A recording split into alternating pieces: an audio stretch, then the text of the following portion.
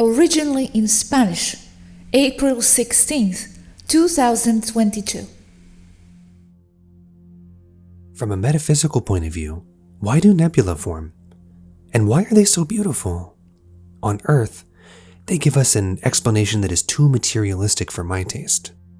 I remember that Swaruu 9 had a very intense experience while observing the nebula that surrounds Sindriel. That is a whole topic, but some of it has already been said. That is, that nebulae obey the same reasons for existence as any other thing or object that exists. From the simplest point of view, it is a cloud of varied substances. It depends on each one, because they are different, from gases to sand and loose gravel, which is attracted by the dynamics of equilibrium and gravity flow of a specific place.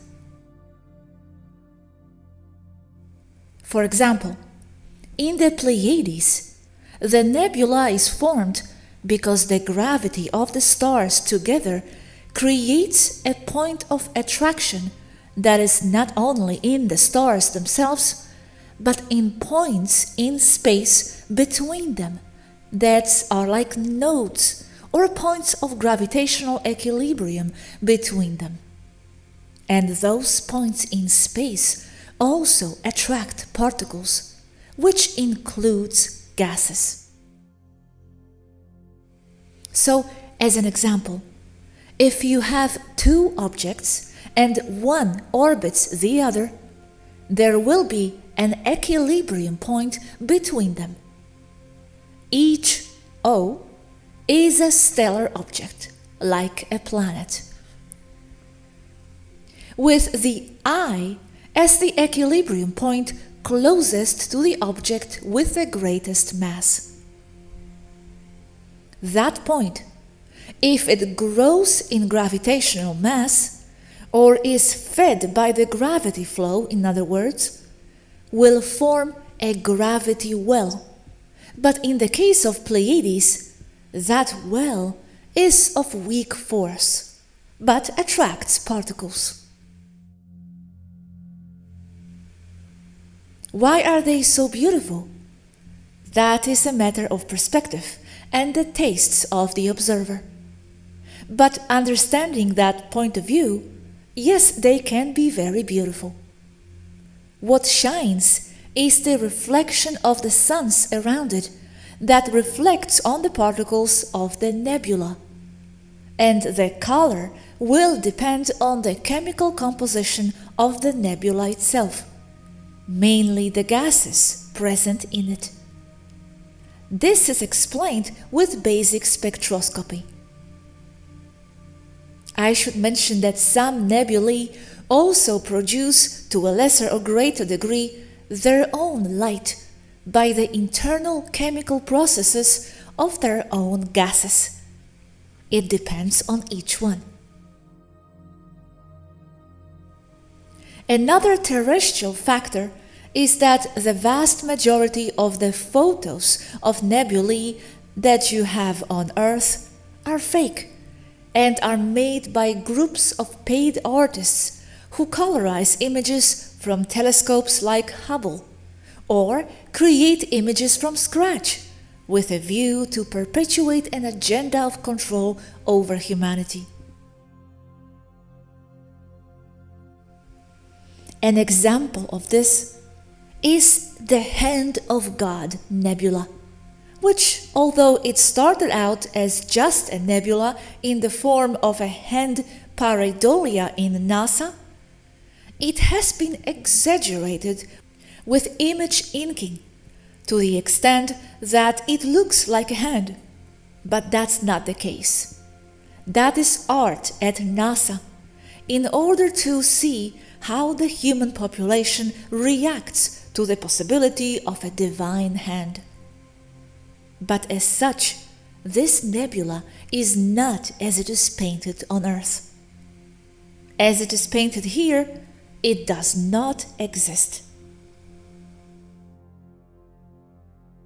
About the experience of Swaruu Papriyananda, Swaruu too, in a nebula, it was rather because she was close to Aldebaran, which in turn is immersed in a nebula that follows it.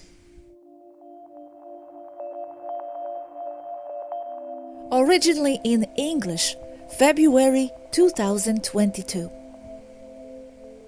Question from the public. Is the precession of Equinoxes cycle, circa 26,000 years as perceived on Earth, real? And if yes, is it caused by the Sol 13 and Sirius relationship? And how many of these cycles could be tracked? That is a modern perception based on modern Earth science and based on archaeological findings from several ancient civilizations.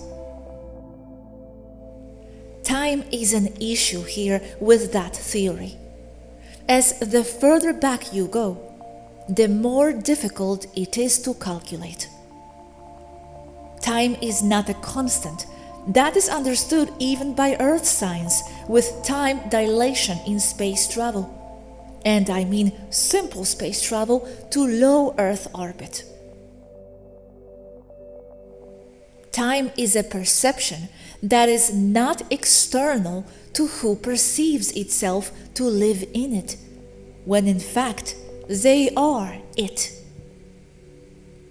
So 26,000 years is only a perception and calculation based on current collective time perception, and not reflective of how time was perceived back then. So the time frame within anything that occurred long ago will start to become progressively more and more difficult to calculate, being that the only way would be using events as markers, in this case, astronomical reading and calculations. That takes me to the second part of my answer.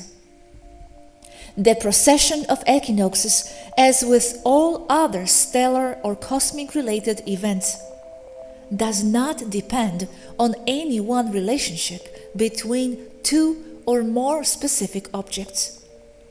It depends on a complicated energetic dance between all stellar objects who influence each other in various degrees depending on countless factors, all related to energy, gravity, and flux or flow of gravity energy in a common field that is the ether. In this case, Sirius does play an important or predominant role, but so do other star systems, influences that are not all observable directly by Earth science level of understanding, because it includes complex energy gravity flux dynamics in the ether, which Earth science does not even recognize, let alone understand. For all these reasons above, such cycles are not traceable and only belong to as best as possible calculations, both by the ancients and by modern science, having some truth to it all from a lower point of understanding, which, in any case, can be seen as perfectly valid, although from a more expanded point of view and science understanding, it does not hold any water.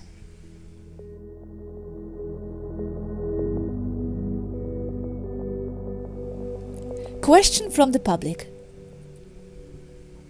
Is there any tie between Alcyone and Sol 13 that is causing any cyclical behavior of the Sol 13 system? As I explained above, it is a not only scenario, where in reality all star systems and planets are all interrelated, connected, and therefore influence each other all the time. I've seen claims that assure Alcyone is influencing Earth, and again, yes, there is some truth to it.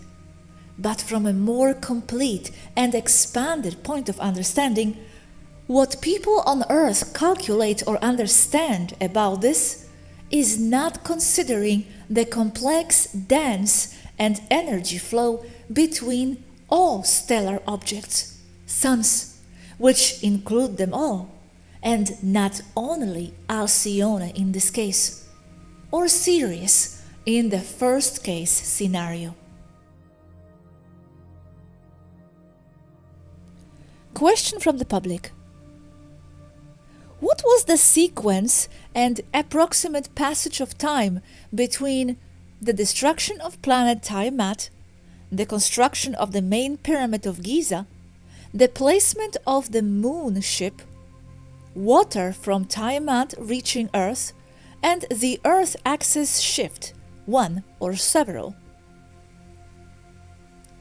Having explained that time is not a constant, from a point of observational view of the sequence you ask, the best way to explain the sequence would be: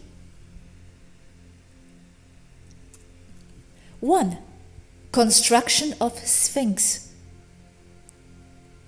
2.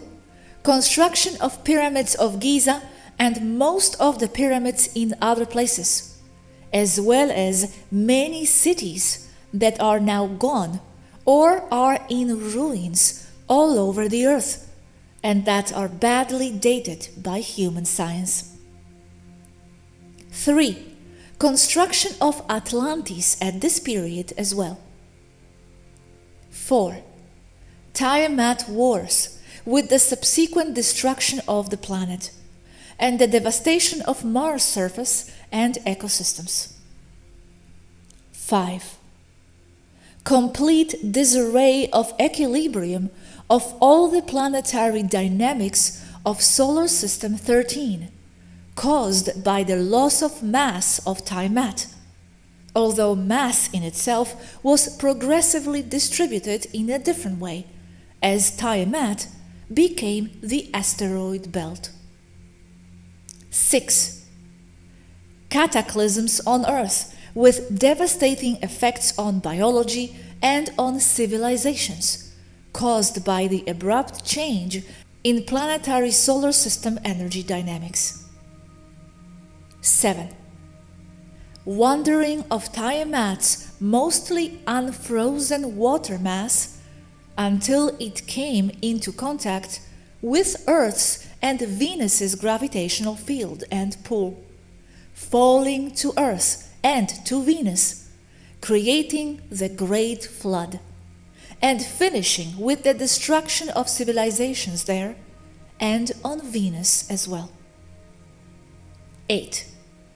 Earth axis shift and polar reversal caused by Earth gaining a lot of mass, worsening the already ongoing solar system-wide disequilibrium caused by the destruction of Tiamat, with the subsequent catastrophic cataclysm events worldwide that led to the extinction of thousands of animal and plant species, circa 12,000 years back. 9. Placing of Moon Federation battle-damaged spherical biosphere ship in orbit in an attempt to stabilize Earth and bring it to an acceptable equilibrium. 10. Placing of electromagnetic etheric fence Van Allen belts as part of the efforts to energetically stabilize planet Earth, lowering internal frequency and limiting its ability to connect to Source with it. This was to be a temporary measure only, while the solar system returned or developed a new homeostasis. also said by others to serve as a holding area for regressive races, so they cannot leave Earth. I personally don't agree with this, but I mention it as it is expected to be mentioned at this point. I do not agree because I understand that the placing in orbit of the biosphere ship that is called Moon was necessary to stabilize Earth and its orbit and its axis inclination and polar shift, not only by presence of mass, but also by frequency imposition, Van Allen belts. And because I also understand that bad or regressive races held on Earth like captive by the Moon's effect as such, and as understood today on Earth, are a byproduct of a circular or of a vicious circle dynamic of thought, therefore of manifestation. That is, people, mostly humans on Earth, will only manifest low-frequency things, creating egregors, because of the artificially imposed lunar low frequency. So I see the etherical fence surrounding Earth as a byproduct consequence of the Moon, and not the primary intention while placing the Moon. More on the subject of the placement of the Moon as a stabilizer for Earth will be given in another video. 11. The subsequent development of newer post-Diluvian and post-cataclysmic civilizations, such as Egypt and Mesopotamia, among others. But in a different order and time frame, and not as accepted by Earth science. Dates are also an issue due to the inexactness of human methods such as carbon-14, that is basically useless and only used to make things fit into their wrong time frames.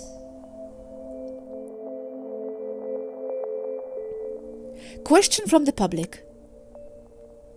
Did Earth have a 360-day year before Tiamat's destruction?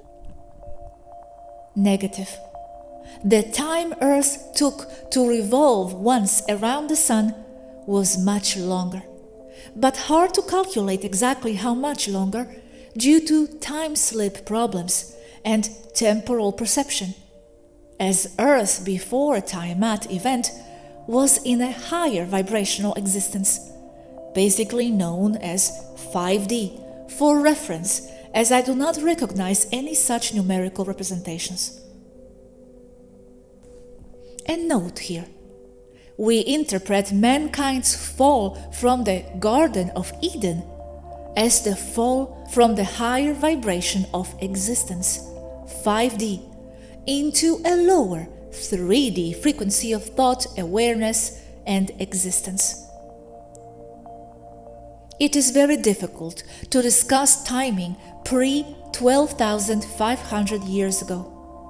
Not only because time is a perception and not an independent thing, and not only because the datation process is problematic at best, but because we are dealing with two densities here, 5D pre-Tiamat and 3D post-Tiamat cataclysm, adding to the problem.